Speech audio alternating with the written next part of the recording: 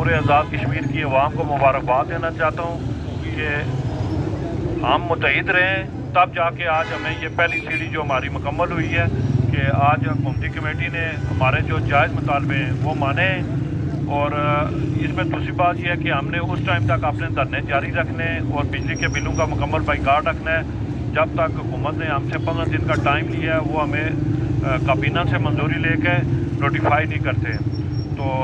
बिलखसूस इसमें जितने भी लोग शामिल रहे, इसमें ट्रांसपोर्टर हैं, कौंसलर साहिबान हैं,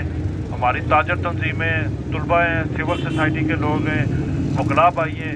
जितने भी इसमें एक आम आदमी भी शामिल रहा है, ये सब लोग मुबारकबाद के मुस्तहिक हैं, जिसकी वजह से आज अल्हम्दुलिल्लाह हमने ये कामयाबी हासिल की है। और इंशाल्लाह यही उम्मीद करते हैं कि हम आगे भी मुतहिद रहेंगे ताकि जो बाकी चीज़ें रह गई हैं इनको हम पाए तकमील तक पहुँचा सकें। एक बात और जो कल हमने बिजली बिल जो नजर आतिश करने थे,